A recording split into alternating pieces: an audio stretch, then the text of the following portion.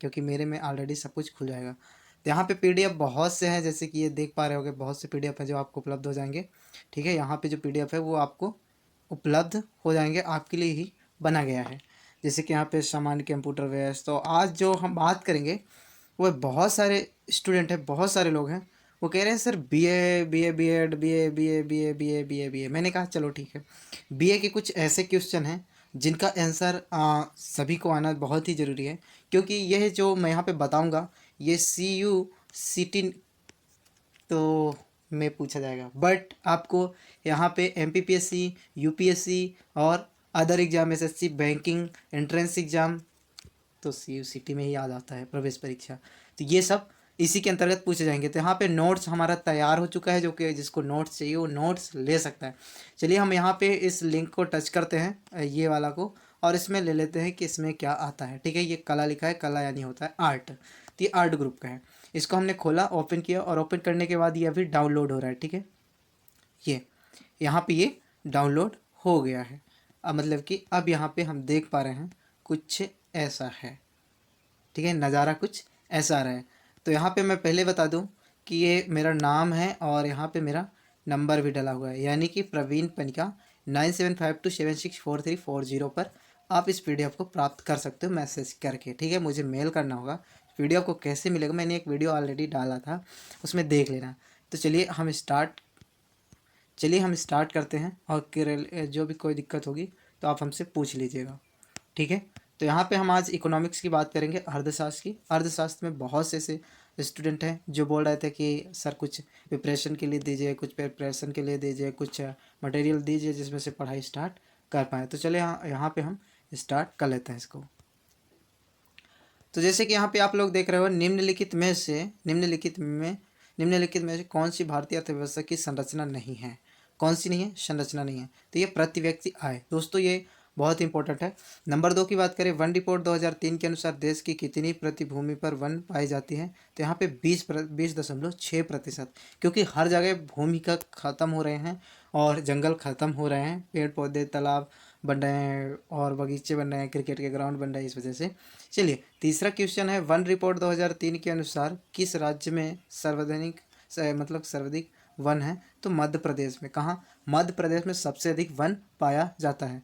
भारत में भूमि क्षेत्र का कितना प्रतिशत वन भाग से है? तो यहाँ पे 1/5%। ठीक है, 1/5 भाग में है। अब आगे हम देखें यहीं पे फटाफट। तो यहाँ पे आप लोग देख पा रहे होंगे, कोई दिक्कत नहीं है। जिसको ना समझ में आए नीचे कमेंट बॉक्स में लिखना, क्योंकि बहुत लोग क्या है ना, चैनल को सब्सक्राइब किए ही नहीं हैं। सब्सक्राइब नहीं करते तो कंटिन्यू वीडियो नहीं देखते, कंटिन्यू वीडियो जब नहीं देखेंगे तो नॉलेज कहाँ से मिलेगा। चैनल को बेल आइकन का बटन ऑन करके हमेशा रखें, ना जाने कौन सी नोटिफिकेशन एंट्रेंस एग्जाम से जुड़े, CU/CT से जुड़े, कोई भी अदर जुड़े नॉलेज वीडियो आपके पास पहुँच जाए। चलिए यहाँ पे देखिए, 5 नंबर की हम बात करें, किस वर्ष जनगणना में पहली बार देश की आबादी में से कम देखने को मिला था? तो वह है 1921 में। कब? 1921 में। 2001 की जनगणना के अनुसार निम्नलिखित में से किस राज्य में 1991 और 2000 की अवधि में जनसंख्या वृद्धि दर सबसे अधिक रही है? तो कौन सी राज्य में रही है पता है? नागालैंड में। द नंबर कहाँ? नागालैंड में। अब आगे क्वेश्चन, 2001 की जनगणना के अनुसार भारत में प्रति व्यक्ति 1000 पुरुषों पर महिलाओं की संख्या कितनी है? तो दोस्तों देख रहे हो कि PDF कुछ ऐसा है यहाँ पे, तो 933। कितना? यहाँ पे जैसे कि देख पा रहे होगे 933। और दोस्तों जो इकोनॉमिक्स पढ़ा है, जो अर्थशास्त्र पढ़ा है, उसको तो कोई दिक्कत ही नहीं होगी, बट चलो कोई दिक्कत नहीं। मैं ये सोचता हूँ कि अर्थशास्त्र की कंप्लीटेड वीडियो अगर देखोगे तो कंप्लीटेड जानोगे। मगर उसके लिए यार वीडियो को लाइक, चैनल को सब्सक्राइब, और जिन दोस्तों अभी जुड़े नहीं हैं, आप लोग बोलो तो लाइव क्लास हम रखें। लाइव क्लास में मस्त मज़ा आएगा जब आप लोग ज़्यादा कमेंट करोगे। कब लाइव क्लास दें, नीचे फटाफट कमेंट बॉक्स में दीजिए लाइव क्लास कब रखें। तो लाइव क्लास अगर देंगे तो सही रहेगा। ठीक है, आपको नोट्स PDF प्रॉपर मिल जाएंगे अगर आप यहाँ से जुड़े रहेंगे, तो एंट्रेंस एग्जाम की जितनी भी नोट्स हैं, PDF हैं, सब मिल जाएंगे। चलिए आगे हम बात करते हैं 8 नंबर की। 2001 की जनगणना के अनुसार भारत में जनसंख्या कितनी थी? तो 2001 की जनगणना के अनुसार 102.8 करोड़ थी। अब किस बात की जाए तो 150 140 करासी है 2021-22 की, मगर ये 2008 की बता रही है। ठीक है, 9 नंबर, 2001 की जनगणना के अनुसार किस केंद्र शासित प्रदेश में प्रदेश साक्षरता प्रतिशत अधिकतम थी, तो वह लक्षद्वीप, कौन सी, लक्षद्वीप में। ठीक है, अब आगे हम देखें कृषि मंत्रालय के ताज़ा अनुमान के अनुसार देश में 2005-06 के दौरान कुल खाद्यान्न का उत्पादन हुआ था, तो वह कितना हुआ था पता है, लगभग 209.3 ठीक है मिलियन, कितना, मिलियन टन। अब चावल की सर्वाधिक उत्पादन करने वाला राज्य कौन सा है, तो पश्चिम बंगाल, जिसे हम धान की कटोरी बोलते हैं, क्यों, पश्चिम बंगाल। चावल का सर्वाधिक उत्पादन करने वाला राज्य पश्चिम बंगाल यहाँ पे। वैसे तो छत्तीसगढ़ भी है, बट यहाँ पे छत्तीसगढ़ ऑप्शन है ही नहीं, तो हम पश्चिम बंगाल मान लेते हैं। ठीक है, अब आगे हम देखें भारत विश्व में चावल का निर्यात करने वाला देश है, तो दूसरा देश है, कौन सा, दूसरा सबसे बड़ा देश है। गेहूं का सर्वाधिक उत्पादन करने वाला राज्य कौन सा है, तो गेहूं का सर्वाधिक उत्पादन करने वाला राज्य उत्तर प्रदेश है, यूपी है। ठीक है, भारत में मुख्य खाद्यान्न फसल कौन सा है, तो मुख्य जो है खाद्यान्न फसल वो चावल है, क्या है, चावल। हरित क्रांति से लाभ हुआ था गेहूं को, किसको हुआ था, हरित क्रांति को लाभ किससे हुआ था, गेहूं से हुआ था हरित क्रांति को। ठीक है, अब आगे 15 हो चुका है, अब हमारा पीडीएफ ऐसे ही आएगा, आप लोग देख लीजिए, क्योंकि ये बहुत ही पुराना नॉलेजफुल, एकदम छांट छांट के जो क्वेश्चन आएंगे आपके, जो प्रश्न आएंगे वो एकदम इकोनॉमिक्स से एकदम छठे चढ़ाना आएंगे। जो भी क्वेश्चन इकोनॉमिक्स से आएगा इसी से आएगा, सी सी टी हो, चाहे एंट्रेंस एग्जाम हो, चाहे MPPSC हो, मतलब कि इम्पोर्टेंट क्वेश्चन जो हैं वो सेम यही है। चलिए आगे हम देखते हैं फटाफट। तो अभी कौन कौन जुड़ा हुआ है प्लीज़ मुझे नीचे कमेंट बॉक्स में लिख दीजिएगा यार, कि आप किसकी तैयारी कर रहे हो, आप मतलब कि आपकी तैयारी कैसी चल रही है, उस हिसाब से आप अपना रिस्पांस लिख दोगे तो मैं उस प्रकार से आपको गाइड कर पाऊँगा और समझा पाऊँगा, नहीं तो पता नहीं चलेगा। तो आप अपना नाम और कहाँ से हो ये डाल देना, और कौन से कॉलेज यूनिवर्सिटी में एडमिशन लेना चाहते हो। तो 16 नंबर देख लीजिए, भारत गन्ना उत्पादन करने वाला विश्व का सबसे बड़ा देश है, कौन सा है, सबसे बड़ा देश है। चाय के उत्पादन में भारत विश्व में कौन सा स्थान है, तो पहला स्थान है चाय के मामले में। आगे हम बात करें दालों का उत्पादन में सबसे बड़ा राज्य कौन सा है, तो मध्य प्रदेश है, कौन सा, MP, मध्य प्रदेश।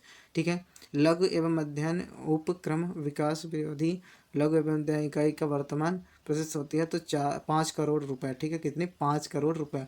लघु उद्यान के लिए अलग से सरकार ने औद्योगिक की नीति बनाई थी, कब, 1991 में, कब, 1991। अगर आप इकोनॉमिक्स के स्टूडेंट होंगे तो कोई नहीं, ये जीके में बहुत ही इंपॉर्टेंट ऐसे क्वेश्चन पूछे जाते हैं, चाहे UPSC हो, MPPSC हो, एंट्रेंस एग्जाम हो, कोई भी अदर एग्जाम हो, ऐसे क्वेश्चन अवश्य पूछे जाते हैं। ठीक है, तो आप इसको नोट डाउन कर लीजिए। अगर आपको PDF नहीं चाहिए तो PDF कैसे मिलेगा, आप मेरे YouTube चैनल है जिसमें आप सर्च कर सकते हो, एंट्रेंस एग्जाम PDF PK पनी का लास्ट में डाल देना तो मिल जाएगा। वह कैसे कैसे PDF आपको मिल जाएगा मैं बता दिया हूँ उसमें। तो यहाँ पे 21 नंबर आप देख लीजिए, 21 नंबर 2000 मतलब कि भारत में योजना आयोग का औद्योगिक एवं गरीबी रेखा से नीचे रहने वाले जनसंख्या का प्रतिशत है 26.1, कितना, 26.1। और नायक समिति का संबंध होता है लघु उद्योग से। ठीक है, किससे होता है, लघु उद्योग से।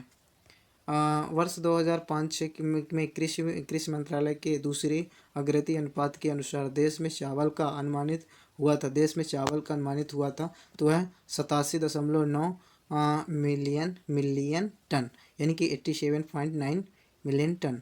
ठीक है, अब आगे हम बात करें तो कुल निर्यातों में लघु का योगदान लगभग कितना है, तो 35%। 1991 में लघु उद्योग नीति किस औद्योगिक क्षेत्र में लाइसेंस मुक्त कर दिया गया था, तो सीमेंट उद्योग, कौन से उद्योग, सीमेंट उद्योग। ठीक है, अब गोस्वामी समिति के संबंध है तो औद्योगिक से। और भारत रेलवे प्रणाली का विश्व में स्थान है, तो दूसरा। और भारत में सबसे बड़ा रोजगार देने वाला उपग्रह है, तो रेलवे, कौन सा है, भारत में इंडिया में सबसे बड़ा जॉब देने वाला उपक्रम है, तो रेलवे है। ठीक है, वर्ष 2005 के दौरान के दौरान भारत के निर्यातों में कितने प्रतिशत की वृद्धि दर हुई थी, तो 26.2%। मूल्यांकन अनुसार भारत में निर्यात विश्व के कुल कितने व्यापारी हुए थे, निर्यात व्यापार हुआ था, तो कम, 1% से कम। भारत 31 नंबर देखना, भारतीय रुपये का अंतिम अवमूल्यन है, तो 1991 है। किस क्षेत्र में विगत वर्षों की निर्यात वृद्धि दर सबसे अधिक हुई है? तो समुद्री क्षेत्र में। भारत में कुल निर्यात मूल्यांकों का निर्माण वस्तुओं का योगदान हुआ लगभग 80%। भारतीय रुपये का पहला अवमूल्यांकन कब हुआ था? तो 1949 में। कब? ये 90। ये बहुत इंपॉर्टेंट क्वेश्चन है यार, जीके में कई बार यूपीएससी एमपीपीएससी पूछ ले। भारतीय रुपये का पहला मूल्यांकन कब हुआ था? तो 1949 में, यानी कि 1949 में। ठीक है। किस क्षेत्र में निर्यात मूल्यांकन ने विगत वर्षों में निर्यात व्यापार का सर्वाधिक योगदान दिया है? तो टेक्सटाइल्स में। कौन सी वस्तु भारत में आयात वस्तु नहीं है? मूल रसायन। 8वीं पंचवर्षीय योजना की अवधि क्या थी? तो 8वीं पंचवर्षीय योजना, पेपर देने वाले सभी स्टूडेंट को पंचवर्षीय योजना अवश्य याद होने जाना चाहिए। तो ये 8वीं पंचवर्षीय योजना 1992 से 1997 के बीच में रही है। ठीक है। अब आर्थिक नियोजन विषय है, तो समवर्ती सूची में आता है वो। 10वीं पंचवर्षीय योजना के अंत तक देश में वन संतान बढ़कर कितने प्रतिशत हो गए? तो 25%। दूसरी पंचवर्षीय योजना का प्रारूप तैयार किया था तो वीपी यहाँ पे 6 नंबर जो आंसर है उसको आप नीचे कमेंट बॉक्स में लिख दीजिएगा, क्योंकि आपको याद भी रहेगा। अगर आप कमेंट बॉक्स में लिख देंगे तो मैं नहीं बताऊंगा, आप वहाँ पे लिखिएगा। 5वीं पंचवर्षीय योजना का मुख्य उद्देश्य था तो उपयुक्त सभी निर्धनता उन्मूलन आर्थिक निर्भरता उपयुक्त दोनों, सभी नहीं, उपयुक्त दोनों। राष्ट्रीय कृषि और ग्रामीण विकास बैंक का स्थापना किस पंचवर्षीय की योजना की गई थी? तो 6वीं पंचवर्षीय योजना। भारत के योजना आयोग का प्रकृति है एक सलाहकारी संस्था। भारत में शहरीकरण बेरोजगारी का मुख्य कारण क्या है? तो श्रमिकों का गांव से शहर का ओर पलायन यानी माइग्रेशन, शिक्षित वर्ग का विचरण यानी कि दोनों। यहाँ पे जो हमारा आंसर होगा वह दोनों होगा। ठीक है। ग्रामीण क्षेत्र में विद्युत सुविधा उपलब्ध कराने के उद्देश्य में राजीव गांधी बहुकरण कब लागू किया गया था? तो 4 अप्रैल 2005 को। ये कभी कभी पूछ लेता है, आईटीआई के बहुत से क्वेश्चन में पूछा गया है ये। भारत में बेरोजगारी की समस्या का प्रमुख कारण क्या है? तो उपयुक्त सभी, जनसंख्या में तीव्र वृद्धि, सार्वजनिक विनियोग अभाव, कृषिकृत में, उपयुक्त सभी ही मान लेते हैं इसको। ठीक है। अब यहाँ पे हम देख लेते हैं फटाफट 47 पे। चलो 47 पे हम देख लेते हैं। एक अर्थव्यवस्था का अंतिम उपभोक्ता एवं कुल प्रति में से निम्नलिखित घटकों का प्राप्त किया जाता है। तो यहाँ पे देख लीजिए कौन सा, और निम्नलिखित में से कौन सा समीकरण गलत है?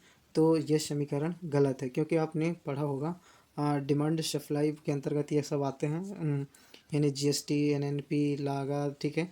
तो राष्ट्रीय आय बराबर बचत प्लस उपभोग, यानी कि धन कीमत पर। तो ये क्या है? ये गलत है। सामाजिक लेखांकन में किसे चुना गया है? तो उपयुक्त में से जो उद्देश्य की पूर्ति करता है उसको चुना गया है, न कि एनएनपी, जीएनपी, ये सब जो उद्देश्य की। 50 नंबर है। जीएनपी को निम्न प्रकार परिभाषित किया गया है, तो एनएनपी प्लस डिपो ये।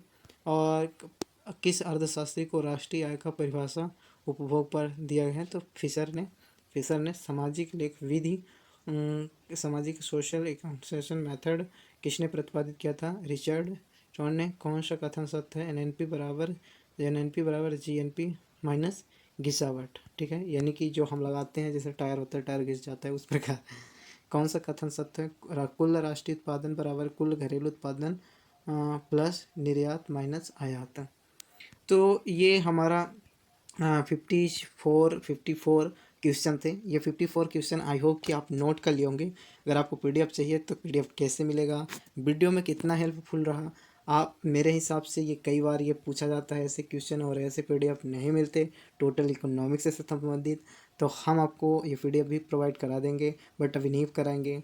और हो सकेगा तो ये पीडीएफ फ्री में नहीं कराएंगे, क्योंकि फ्री में मैं पिछले बार दे दिया था तो बहुत सारे लड़कों ने मजाक बना लिया था। यानी कि जैसे आपको एक गाड़ी दे दी जाए फ्री में, कोई चाचा का मामा का लड़का का गाड़ी लाते हैं और आप फ्री में चलाते हो ना, तो वो पता नहीं किस प्रकार चला देते हो कि गाड़ी ख़राब हो जाता है, उसका नट बोल्ट निकल जाता है। मगर अगर आपकी गाड़ी खुद होगी, आपने पेट्रोल डलाया होगा उसमें, तो अवश्य आप उसको आराम से चलाओगे और सीखोगे भी अच्छे से। उसी प्रकार अगर आप पीडीएफ को फ्री में अगर दे दिया मैंने ना, तो पीडीएफ को आप फ्री में उड़ा दोगे, पढ़ोगे भी नहीं।